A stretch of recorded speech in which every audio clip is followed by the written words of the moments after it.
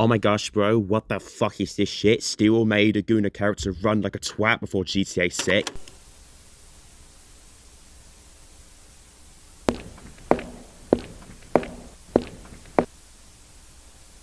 Yep. We're back again with another one, boys. Hello everyone, it's me, the secret of the woke box-ticking black character himself, FnafFan Productions. And welcome back to yet another Five Nights at Freddy's review. More specifically, welcome back to yet another Steelwolf Five Nights at Freddy's review, where I piss people off for just sharing an opinion on a game that's so terrible that anyone who defends it is an idiot. Okay, that was a joke. Chill. So yeah, if you didn't know, Steelwolf has made yet another FNAF game, being Secret of the Mimic. No, it hasn't been a while since the game came out. Actually, hold on. How long has it been since Secret of the Mimic released? Oh. Alright then. Okay, so it's been a minute since the game came out. So why the hell am I making a review on this game now, when people have already reviewed this game a while ago? Well, the reason being is because I'm not only a lazy piece of shit who takes a long time to make anything now, but it's also because I've been debating on whether I really should make this review or not. Because to be honest with you, I really don't like making Steelwolf FNAF reviews anymore. 2023 was a time where I would just complain and complain about Steelwolf's FNAF games, with, looking back on it, ridiculous arguments. And I would constantly insult the developers and Steelwolf as a whole, something I really regret doing now. As bad as Steelwolf's FNAF games are, you can tell that the developers have tried their best. And to be honest, most of the time, it's not really Steelwolf's fault. They are working with Sony after all, which are a bunch of greedy scumbags who constantly pressure their partners to make games and movies with ridiculous time schedules, leading to massive rewrites and massive cutbacks, which is probably why Security Breach became the embarrassing, rushed mess that it was. Combined with the constant backlash I would get on any Steelwolf review I made, which looking back on it now, it was quite justified. It was such a negative stain. And while I do like complaining about things because they're just more fun to edit, it can get pretty stale and boring if you're complaining constantly about the same topic. But then Secret of the Mimic came out, and I decided to review it. When I first saw Secret of the Mimic being teased, I was quite skeptical at first, especially if you look at Steelwolf's track record when it comes to making FNAF games. I do not like Steelwolf's FNAF games, mainly because of these two reasons. One, the writing and the story is atrocious, and two, their games are just not scary. And I thought Secret of the Mimic was just gonna be more of the same. So for a while, I was putting off buying the game and making a video about it. But when the game finally released, I decided, you know what? I'll play it. How bad can it be? So I played it, completed it, and my overall opinion? That's good. What? FnafFan Productions actually likes a Steelwolf FNAF game now? Yes, you heard it right. I never thought I'd say something like this, ever. But after playing Secret of the Mimic, I can confidently say that Steelwolf Studios made a good FNAF game. Thank you all. Well, good is quite a stretch. The game isn't perfect by any means. It does have a few problems here and there, which I'll talk about later. But in terms of quality and how Steelwolf approached this game compared to the atrocious mess that Security Breach was, Secret of the Mimic is a massive improvement. But why exactly do I think Secret of the Mimic is a step up compared to its predecessors? And what are the problems with Secret of the Mimic exactly? Well, all of those questions will be answered. In this video, I'll be doing a complete review of Secret of the Mimic, where I'll talk about the story, explain what I like about the game, and also talk about the game's issues. Also, very quickly before I start, anything I will say in this video is just my opinions. If you can't handle someone having a different opinion about something you like, just click off the video, or at the very least be civil in the comments. Especially if you live in the UK, where you can get arrested for saying things online. I'm so glad I voted Labour. I call again for an immediate ceasefire in Gaza. The return of the sausages. You're doing good, Kier. Don't worry. Alright, enough rambling. Let's talk about the game.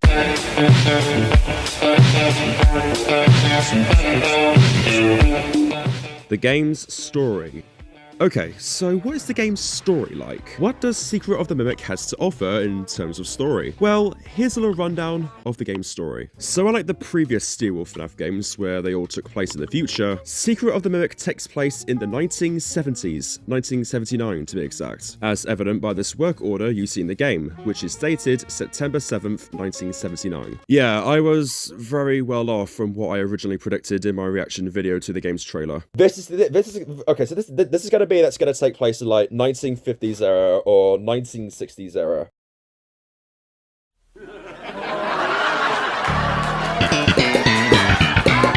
Anyway, so the game opens up with a man driving his van through a mountainous forest early in the morning. We quickly find out that the driver who we are playing as is Arnold, thanks to the helpful subtitles. Glad Steel is helping the deaf gamers. We learn that Arnold is a worker for FnafFan Entertainment, and he has been really struggling with his job recently. He had just finished working a 36-hour shift with no rest, and it has completely drained Arnold's motivation and energy. Arnold has made many complaints to his managers, arguing that he can't do these extremely long jobs anymore. But his managers just simply ignore him and threatens to dock his pay and take away his truck. What? No, I'm doing it because you guys keep threatening to dock my pay and repo my truck. I love that enthusiasm. We then get a message from the company's dispatch, ordering Arnold to do one more job before he can go home. The job in question is that Arnold must go to a place called Murray's Costume Manor, owned by a man by the name of Edwin Murray. Edwin's company was contracted out by FnafFan Entertainment to produce tech and costumes for them, but then one day, Edwin Murray had mysteriously vanished, and according to these contracts, anything that is made by a contractor is under the ownership of FnafFan Entertainment. It's mine. So it is up to Arnold to head into the manor and retrieve the technology. However, dispatch also tells us that their motion sensors, yeah, Steel is still fucking around with this high-tech nonsense, has detected that something is walking around the building, and he recommends Arnold to be careful. Yeah, I can already tell where this is going now. Arnold then arrives at the facility, and he is then greeted with this goofy animatronic performance when he enters the building. I don't know why, but it kind of reminds me of that scene in Charlie and the Chocolate Factory where the children are greeted with this campy song with the singing robots outside of the factory where they go, Willy Wonka, he's the greatest chocolate maker in the world. And then the robots explode and break down, which is also what happens in the end of the performance bit in Secret of the Mimic as well. I don't know if that was the inspiration for it, or the writers just unknowingly did that coincidentally, but if it was intentional, then I don't know, good reference.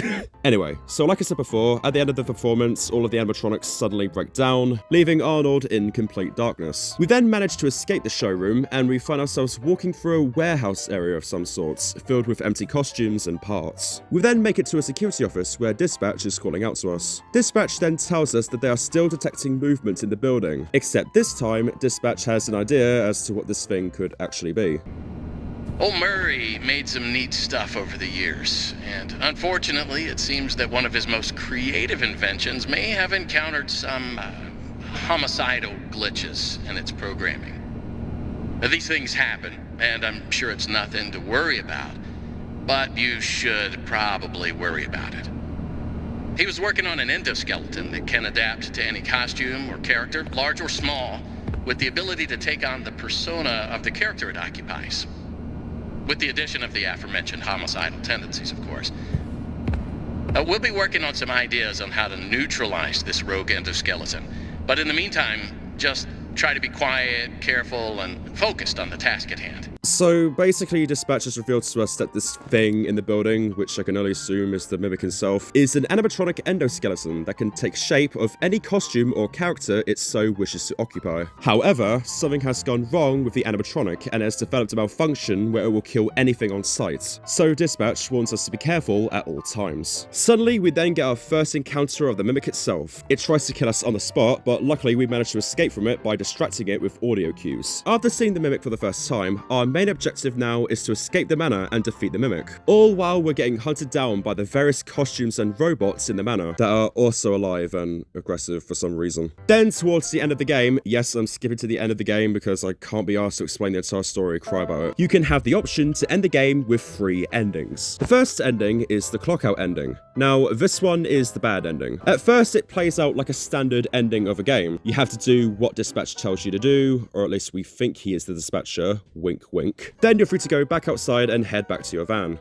It seems normal at first, but then the dispatcher radios in to tell Arnold that he hasn't heard from Arnold at all throughout the night. And then suddenly the Mimic turns up behind Arnold. He then crashes the van, kills him, and drags him back into the manor. The second ending is the parachute.exe ending, or the true ending, where you basically ignore the dispatcher / Mimic in disguise and refuse to listen to his instructions. Then, all while the dispatcher, quotations, gets more and more unhinged and starts taunting you, you then have to go down this secret vent shaft which takes you to a huge half-finished prototype room of the pizzeria from Five Nights at Freddy's 1. Ooh, nostalgia. And from here, you basically have to do a fuck ton of boss fights and walk around in a springlock suit. And when you're done with that, you then escape the manor and drive away in your van. Only for the Mimic to then appear and say, fuck you, and he crashes your van, and then you die. The end. And then there's the secret ending, which, I don't remember a whole lot, to be honest. All I remember is that you're in a bedroom, then the Mimic turns into a midget. I don't know, this one's weird. And, yeah, that's pretty much it.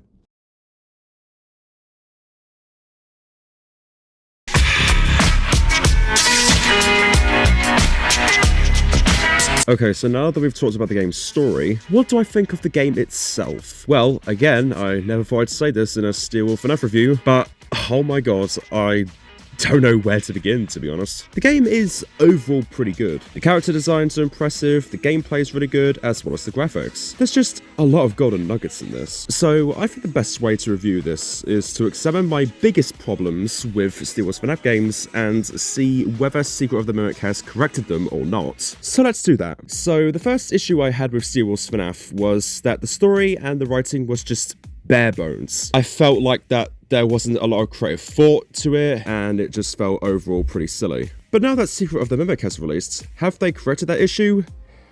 Well, no, they didn't. Now see, Secret of the Mimic takes place in 1979, right? And yet, we're in this big building with all of this high-tech gizmo rubbish, like data divers and whatnot. What on earth were they thinking with this? Right, so you're telling me that before Freddy Fazbear's Pizza was a thing, and before the murders, there has been a high-tech manor in the 1970s run by this bloke who made all of these fancy gizmos for Fazbear Entertainment.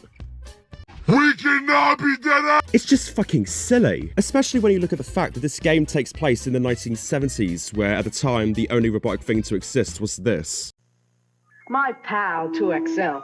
He asks the questions, I give the answers. Watch. Thomas Jefferson introduced ice cream and macaroni to America. I've said it time and time again in my other Steel Wolf FNAF reviews, but the sci-fi nonsense in FNAF has got to stop. Security Breach, as ridiculous as it is, can at the very least get away with their over-the-top sci-fi shit, as it does take place in the future, but the high-tech gizmo junk in Secret of the Mimic definitely does not belong in this game, especially when it takes place in the past. I mean, Steel Wolf did at the very least try to keep the high-tech stuff to a minimum by making it look all retro and stuff, which is pretty neat, but even then, the ridiculousness still leaks through. And don't even get me started on the characters and the lore itself. It's even worse. Despite the game being called Secret of the Mimic, and overall looking like it's focused solely on the Mimic himself, in the game itself, he doesn't really hold any major significance. If anything, it's Edwin himself who actually has a lot more importance than the Mimic. There's a fuck ton of lore and story to this guy that could have been explored more if he was the main villain, potentially giving us a new proper William Afton. Whereas the Mimic himself, he's kind of just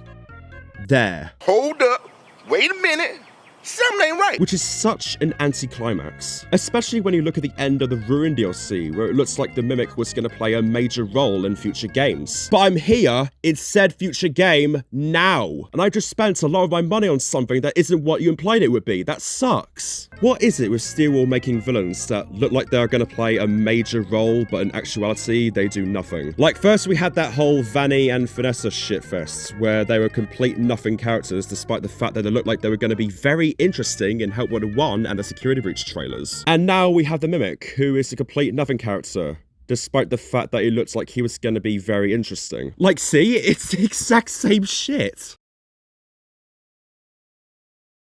Okay, I've ran it for a while, I will admit. Let's now focus on the good stuff, and that is the gameplay and the scare factor. Alright, let's get comparing again. So, another thing I didn't like about Security Breach was its gameplay and its scare factor, if there even was one, that is. The jump scares were ridiculous, and the whole bright and vibrant atmosphere of the Pizzaplex did little to no help in creating an overall creepy feeling. But Secret of the Mimic has none of those issues. The game has a pretty decent atmosphere. There are no brightly lit or colourful rooms, it's all dark and dimly lit, and I love it. Bear in mind, this game was made on Unreal Engine 5. Ultimately, that's why the graphics are a little bit dull in some places, but when you look at the good spots in this game, that's honestly quite impressive. The jump scares are also pretty spot on as well. They actually look like the character is brutally attacking you, whereas in Security Breach they just jumped at you. And as for the gameplay, well, it is good, but it is a little repetitive, to be honest. The patterns are quite predictable, and there is little to no variety. Although it does get some golden stars, mainly because of the chase sequences. Now, if you're familiar with Security Breach, you would know that in that game, there was that one chase scene at the beginning of the game, which absolutely sucked. It was boring, there was no dread to it, no suspenseful music. Heck, the characters weren't even running, they were just walking incredibly slowly. It's such an embarrassment when you compare this to something like Benny and the Ink Machine, where the chase sequences were always filled with dread and suspense. I know seeing a FNAF fan praising Benny and the Ink Machine is sacrilege to some people, but it was the only thing I could think of for a comparison, okay. In Secret of the Mimic, however, the chase scenes are a lot more better. They have suspenseful music, the characters are always popping out beside you as you run. They're overall very suspenseful. What? What are you staring at? What? You want me to explain more?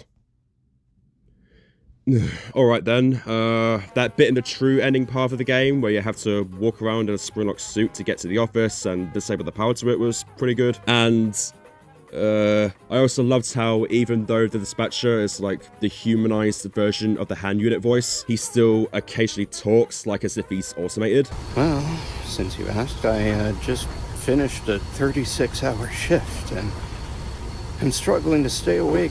Frankly, I tried to tell my manager that I can't work like this anymore.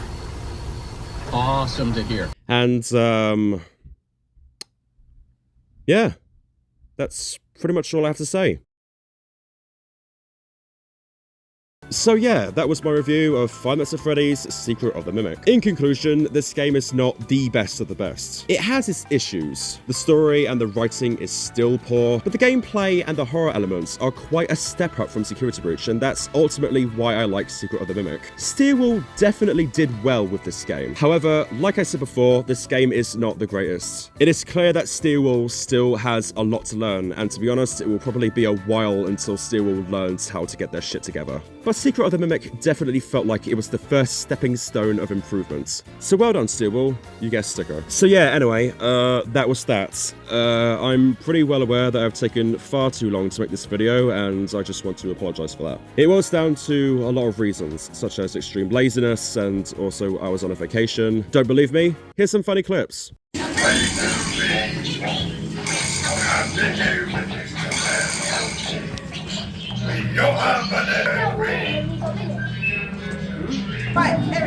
Weird.